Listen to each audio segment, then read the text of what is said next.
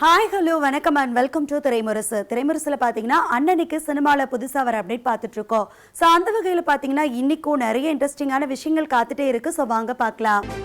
திரைமுரசு நிகழ்ச்சியில முதல்ல நம்ம பார்க்க போற செக்மெண்ட் சினி அப்டேட். சினிமால நடக்கக்கூடிய சில முக்கியமான நிகழ்வுகளை இந்த செக்மெண்ட்ல பார்க்கலாம்.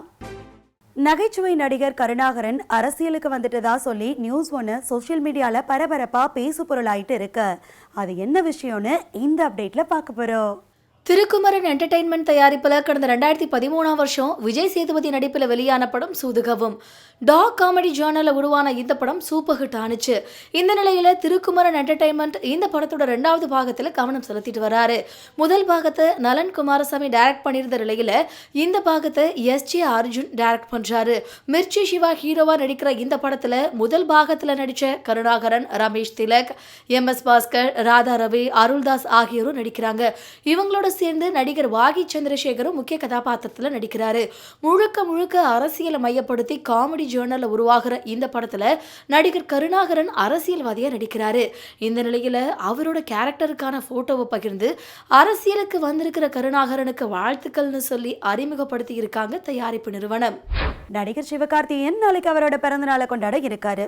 அதை முன்னிட்டு அவர் நடிச்சு முடிச்சிருக்கிற அவரோட 21வது படத்துல இருந்து பர்த்டே ட்ரீட்டா ஒரு அப்டேட் கொடுத்திருக்காங்க. அது என்ன அப்டேட்டா இருக்கும் அப்படிங்கிறத பார்க்கலாம் வாங்க. மாவீரன், அயலான் ஆகிய 2 படங்களை அடுத்தடுத்து வெற்றி படங்களா கொடுத்துட்டு இப்போ தன்னோட 21வது படத்தை ரிலீஸுக்கு ரெடி பண்ணிட்டு வர்றாரு சிவகார்த்திகேயன். நேத்து தான் சிவகார்த்தியின் முருகதாசன் டைரக்ஷன்ல நடிக்கிற SK23 படத்துக்கான ஷூட்டிங் ஆரம்பிச்சதா தகவல் வந்துச்சு. இப்போ SK21 படத்துல இருந்து அப்டேட் வெளியாகிருக்கு.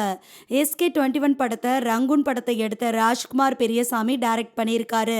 கமலோட ராஜ்குமார் பிலிம்ஸ் தயாரிச்சிருக்கிறாங்க. சாய் பல்லவி ஹீரோயினா நடிச்சிருக்கிற இந்த படத்துக்கு ஜிவி பிரகாஷ் இசையமைச்சிருக்கிறாரு.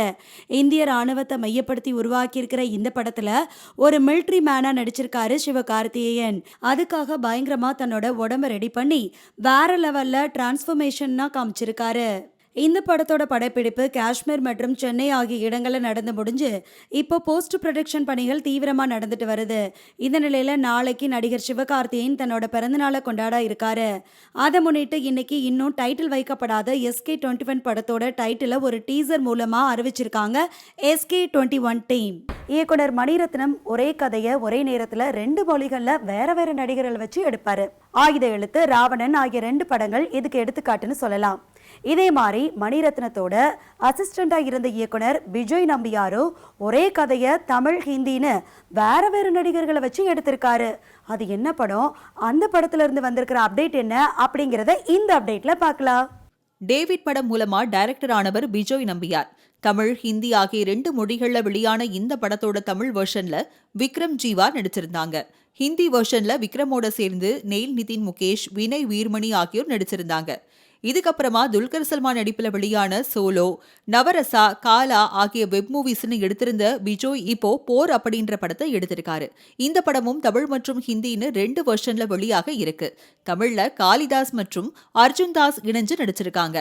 இவங்க ஏற்கனவே LCUல உருவான விக்ரம் படத்துல நடிச்சிருப்பாங்க. ஆனா அந்த படத்துல இவங்க 2 பேரும் இணைஞ்சு நடிக்கிற மாதிரியான காட்சிகள் இடம்பெற்றிருக்காத நிலையில இந்த படத்துல முதல் முறையா இணைஞ்சு நடிச்சிருக்காங்க. நடிகர் ஜெயம் ரவி, ஆதி பகவன், நிமிர்ந்தனல் ஆகிய படங்களை தொடர்ந்து டபுள் ஆக்ஷன்ல நடிச்ச படம் சைரன். இந்த படத்துல ஒரு கெட்டப்ல முதல் முறையா சால்ட் அண்ட் பெப்பர் லுக்ல நடிச்சிருக்காரு ஜெயம் ரவி. இந்த படம் இன்னைக்கு வெளியாகிருக்கிற நிலையில அந்த படத்துல இருந்து வந்திருக்கிற அப்டேட் என்ன அப்படிங்கறத இந்த அப்டேட்ல பார்த்து தெரிஞ்சுக்கலாம். விசுவாசம், அண்ணாத்தா ஆகிய படங்களுக்கு வசனம் எழுதினவரும் கனா படத்துல நடிச்சவருமான ஆண்டனி பாக்கியராஜ் டைரக்டர் ஆகியிருக்கிற படம் சைரன். நடிகர் ஜெயம் ரவிக்கு அகிலன், இறைவன் ஆகிய 2 படங்களும் சரியா போகாத நிலையில அதை தொடர்ந்து இந்த படத்தை பெரிதும் நம்பியிருக்காரு ஜெயம் ரவி. இந்த படத்துல ஜெயம் ரவி 2 கெட்டப்ல நடிச்சிருக்காரு. அதுல ஒன்னு சால்ட் அண்ட் பெப்பர் லுக் என்பது குறிப்பிடத்தக்கது. ஜெயம் ரவி கூட சேர்ந்து கீர்த்தி சுரேஷ், அனுபமா பரமேஸ்வரன், சமுத்திரகனி, யோகி பாபு ஆகிய பலர் நடிச்சிருக்கிற இந்த படத்துக்கு சாம் CS பின்னணி இசையும் ஜிவி பிரகாஷ் பாடலுக்கும் இசையமைச்சிருக்காங்க. இந்த படம் இன்னைக்கு திரையரங்குகள்ல வெளியாகி இருக்கிற நிலையில இந்த படத்துல இருந்து ஸ்னீக் பீக் காட்சி வெளியாகி இருக்கு.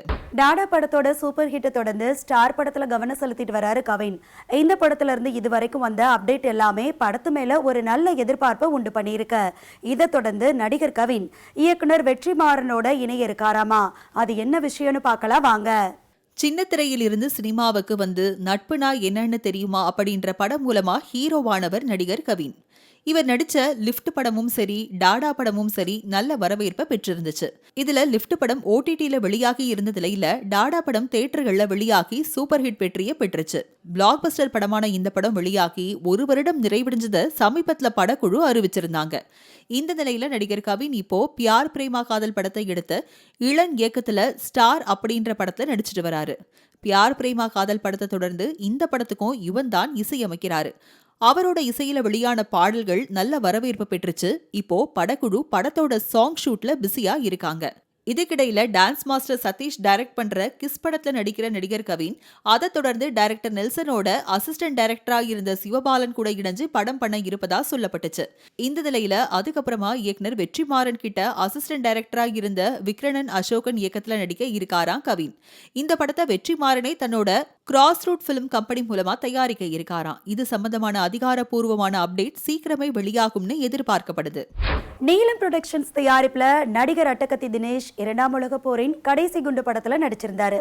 இதை தொடர்ந்து தண்டகாரண்யம், ஜே பேபி ஆகிய 2 படங்களையும் நீலம் தயாரிப்புல தான் நடிச்சிருக்காரு அட்டகத்தி தினேஷ். இதுல ஜே பேபி படம் அடுத்த மாசம் 8ஆம் தேதி மகளிர் தினத்தை முன்னிட்டு வெளியாக இருக்கிற நிலையில அந்த படத்துல இருந்து வந்திருக்கிற அப்டேட் என்னன்னு அப்படிங்கிறத பார்க்கலாம். டைரக்டர் பா ரஞ்சித்தோட தயாரிப்பு நிறுவனமான நீலம் புரொடக்ஷன்ஸ் மூலமா பல சமூகம் சார்ந்த பிரச்சனைகளை பேசக்கூடிய படங்கள் தொடர்ந்து வந்துகிட்டே இருக்கு. மாரி செல்வராஜோட பரியேறும் பெருமாள் படம் தொடங்கி 2ஆம் உலகப் போரின் கடைசி குண்டு, ரைட்டர், சேத்துமான், பொம்மை நாயகின்னு பல படங்கள் நீலம் தயாரிப்புல வெளியாகியிருக்கு. சமீபத்துல நீலத்தோட தயாரிப்புல அசோக் செல்வன், சாந்தனு நடிச்சு கிரிக்கெட்டை மையப்படுத்தி உருவான ப்ளூ ஸ்டார் படம் வெளியாகி சூப்பர் ஹிட்டா ஓடிட்டு வருது. ஒரு பக்கம் கடைசி குண்டு படத்தோட டைரக்டர் அதியன் ஆதிரை டைரக்ஷன்ல அட்டகத்தி தினேஷ் நடிச்சிருக்கிற தண்டகாரண்யம் அப்படின்ற படத்தை தயாரிக்கிற நீலம் புரொடக்ஷன்ஸ் இன்னொரு பக்கம் அட்டகத்தி தினேஷை வச்சு ஜே பேபி அப்படின்ற படத்தையும் தயாரிச்சுட்டு வராங்க. அறிமுக இயக்குனர் சுரேஷ் மாரி டைரக்ஷன்ல உருவாக்குற இந்த படத்துல ஊர்வசி முன்னணி கதாபாத்திரத்தை நடிச்சிருக்காங்க. இவங்களோட சேர்ந்து நடிகர் மாறனும் முக்கிய கேரக்டர்ல நடிச்சிருக்காரு. இந்த படத்துக்கு டோனி பிரிட்டோ இசையமைச்சிருக்காரு. இவரோட இசையில ஏற்கனவே ஒரு பாடல் வெளியாகி இருந்த நிலையில இப்போ இந்த படத்தோட செகண்ட் சிங்கிளை வெளியிட்டிருக்காங்க படக்குழு. Welcome back to Thiraimurasu. வாங்க நிகழ்ச்சிக்குள்ள போகலாம். திரைமுரசு நிகழ்ச்சியில அடுத்ததா நம்ம பார்க்க போற செக்மெண்ட் சனி எக்ஸ்பிரஸ். நடிகை குஷ்பு தற்போது பாலிவுட் படம் ஒன்றில் நடிக்க ஒப்பந்தமாகி உள்ளார். ஜர்னி என பெயரிடப்பட்டுள்ள இப்படத்தை கதர் 2 படத்தை இயக்கிய அனில் சர்மா இயக்குகிறார். இப்படத்தில் நானா படேகர் முக்கிய கதாபாத்திரத்தில் நடிக்கிறார்.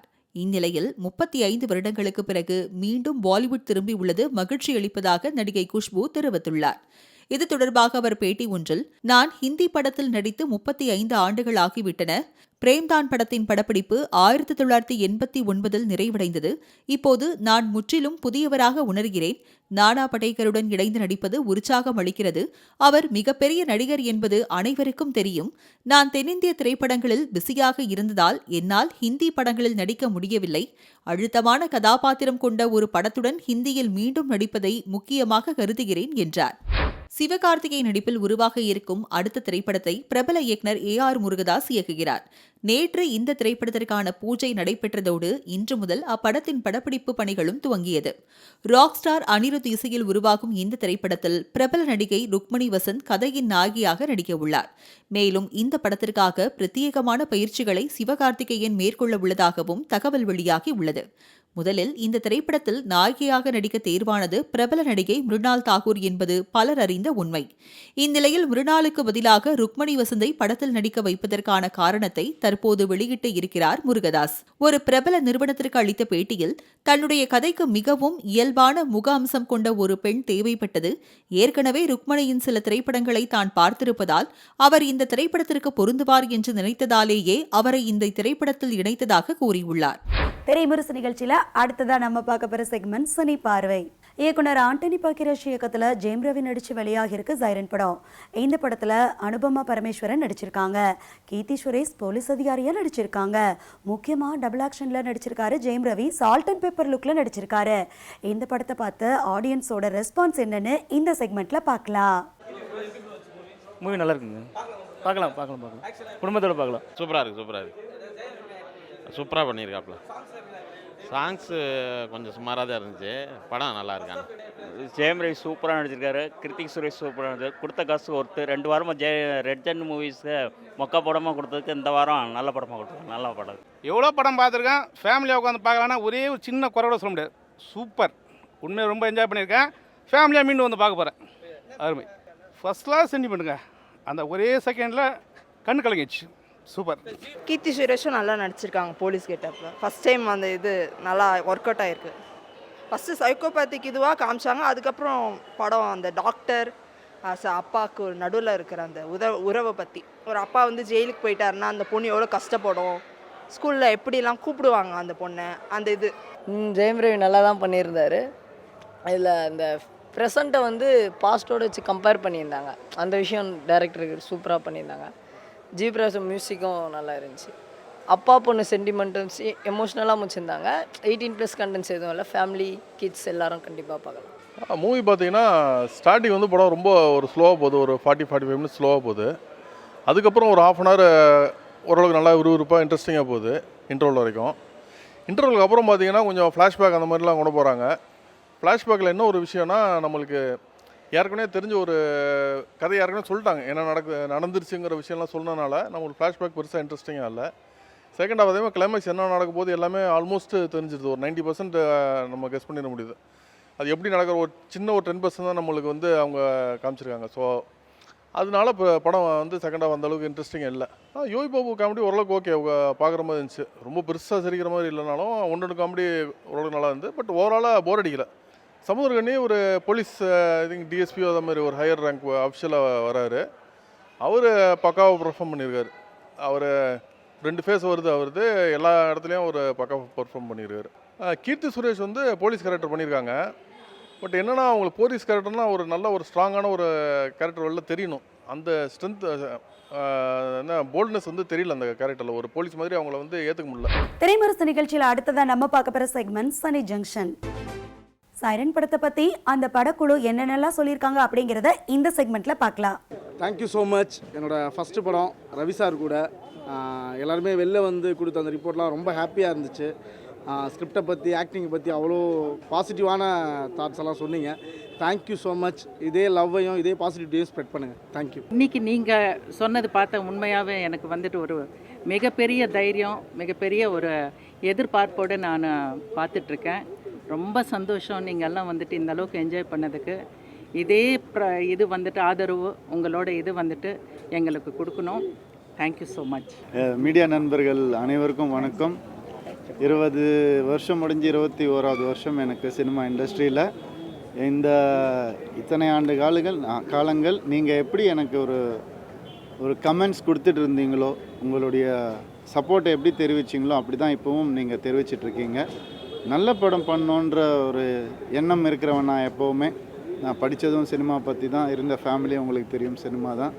ஸோ அந்த நல்ல படம் பண்ணோன்னு ஆசை இருக்கிறவனுக்கு வந்து ப்ரெஷ் ஷோ போட்டு வெளியே வந்த உடனே நல்ல படம் பண்ணியிருக்கப்பான்னு சொல்லும் போது அதை விட சந்தோஷமே இருக்க முடியாது. எங்கள் டீம் சார்பாக உங்கள் எல்லாரையும் நான் தேங்க் பண்ணிக்கிறேன். அண்ட் பர்டிகுலராக எனக்கு ரொம்ப சந்தோஷம், என்னுடைய தம்பி மாதிரி வந்து ஆண்டனி பாக்யராஜ் அவர்கள் ஒரு முதல் படத்தை வந்துட்டு இந்த அளவுக்கு சிறப்பாக பண்ணியிருக்காரு. ரொம்ப சந்தோஷம். நாங்கள் எங்கள் கம்பெனியில் வந்துட்டு அவரை இன்ட்ரடியூஸ் பண்ணுறதுல ரொம்ப பெருமை அடைகிறோம். கண்டிப்பாக அவர் ஃப்யூச்சரில் இன்னும் நிறைய நல்ல படங்கள் பண்ணணும் அப்படின்னு நான் மனசார வேண்டிக்கிறேன். அண்ட் உங்கள் எல்லாருடைய சப்போர்ட் அவருக்கு ரொம்ப தேவை. ஒரு உயிரை எவ்வளோ மதிக்கிறான்றது தான் இந்த கேரக்டருடைய ஒரு சாப்பிட்றானா இல்லையா. நம்ம நிறைய ஆம்புலன்ஸ் டிரைவர் பார்த்துருப்போம், நிறைய நல்ல டைலாக்ஸ் எழுதியிருக்காரு டைரக்டர். என்னென்னா, ஒரு ஆம்புலன்ஸ் வந்ததுன்னா கடவுளை கும்பிட்டுட்டு நம்ம வழி விடுவோன்ற ஒரு விஷயம் இருக்குது இல்லையா. அந்த மாதிரி விஷயங்கள்லாம் நம்ம இது வரைக்கும் சொல்லாத விஷயங்கள் நம்ம இதில் சொல்லியிருக்கோம். ஸோ ரொம்ப ஹாப்பி.